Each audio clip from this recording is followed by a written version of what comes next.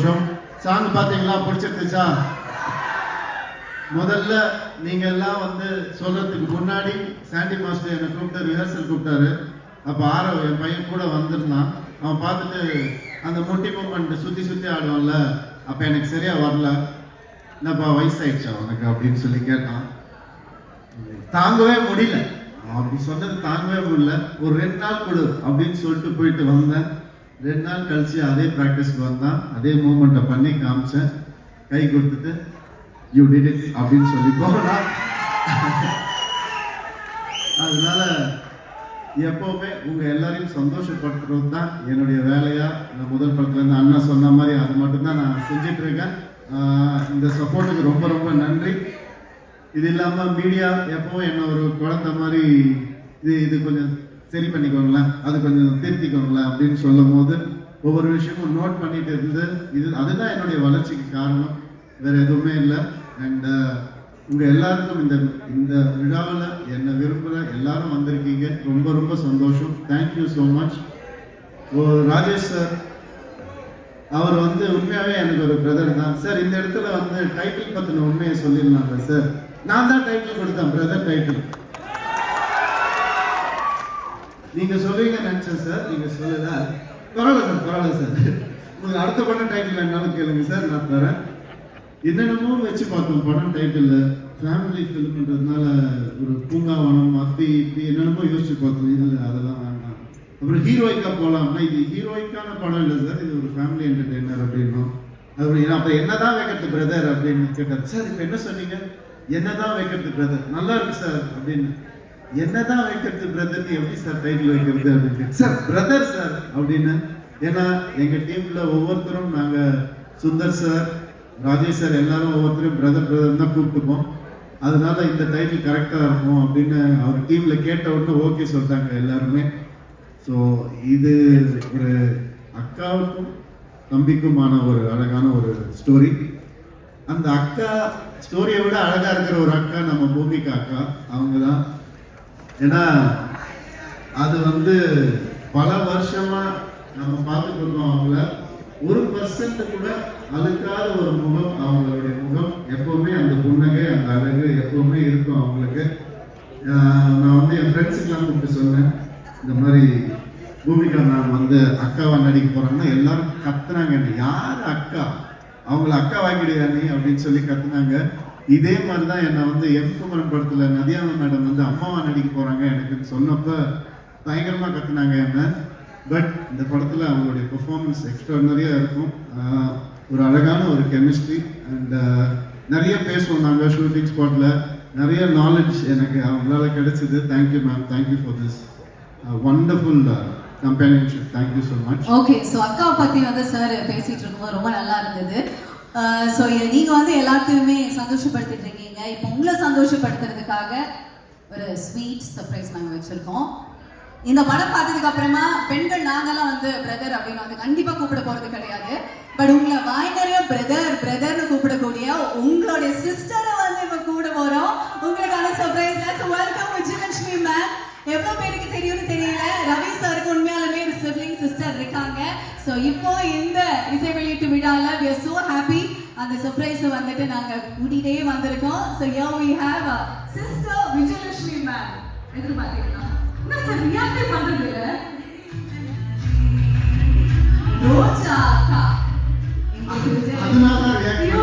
Sorry sir, எங்கிட்ட விஜயலட்சுமி சொன்னாங்க, ரோஜா அக்கா வந்திருக்காங்க. ஸோ எஸ், அவங்க நினைக்கிறாங்க யார் அந்த விஜயலட்சுமி பார்த்துட்டே இருந்தாங்க நினைக்கிறேன். How is this surprise?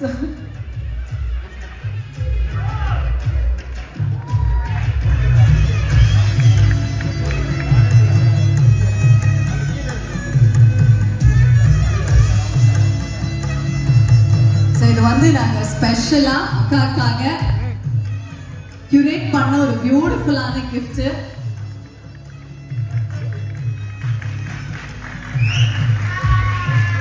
So beautiful. இது வரைக்கும் ஆக்சுவலி மேமை வந்து நான் எங்கேயுமே பார்த்ததில்லை. But it's so lovely to see you here along with Jayam Ravi sir. இப்படி ஒரு அக்கா இருக்காங்க அப்படிங்கிறது யாருக்குமே தெரியாது. அண்ணா இருக்கிற விஷயம் மட்டும்தான் தெரியும் உலகத்துக்கு. இப்படி ஒரு அக்காவை ஏன் சார் நீங்க மறைச்சு வச்சுட்டு இருந்தீங்க எவ்வளோ நாள்? நாங்கள் மறைச்சு வைக்கல, பாதுகாத்து வச்சிருந்தோம்.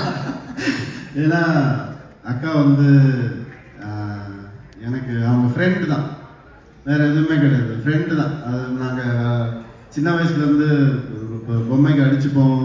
அதுக்கப்புறம் வந்துட்டு அம்மா சாப்பிட்ட காப்பி டம்ளரில் வந்துட்டு நாங்கள் சாப்பிடணும் அப்படின்னு சொல்லி மோதிப்போம் 2 பேரும்.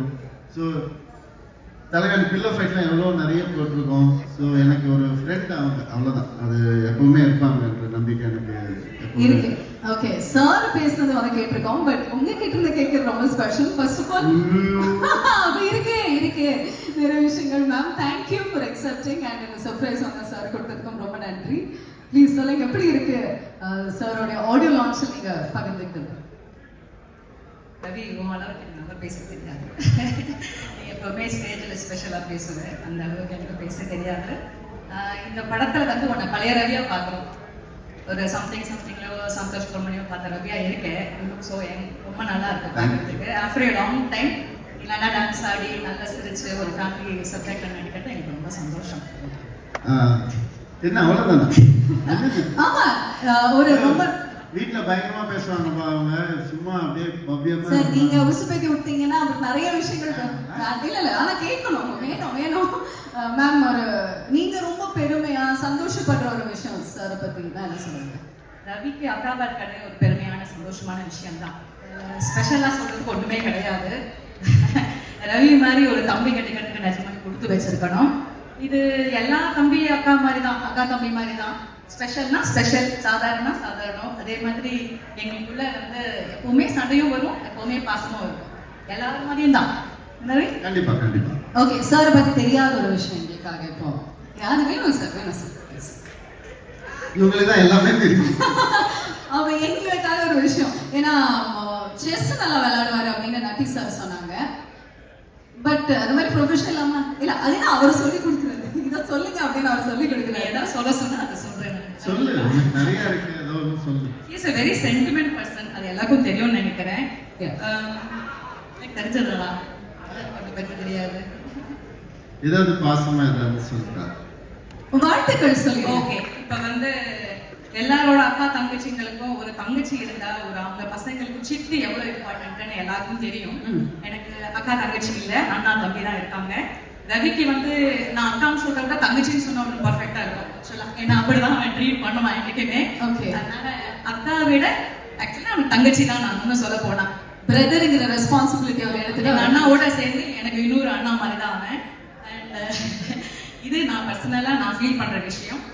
என்னோட பசங்களுக்கு வந்து ஒரு மாமாவா இஸ் ஆல்வேஸ் ஸ்பெஷல். பிகாஸ் எப்பவுமே ஒரு தங்கச்சி இருக்காங்கன்னா சித்தி ரோல் எவ்வளோ இம்பார்ட்டன்ட், அந்த மாதிரி அண்ணாவும் தம்பியும் வந்து என்னோட டாட்டர்ஸ்க்கு அவ்வளோ இம்பார்ட்டன்ட் ரோல் இருக்காங்க. அது எனக்கு ரொம்ப சந்தோஷம். ஓகே, சோ இந்த ஒரு தருணத்தை கம்ப்ளீட் பண்றதுக்காக நீங்க 2 பேரும் மேடையில இருக்கீங்க. we'd like to welcome Mohan Raja sir also onto the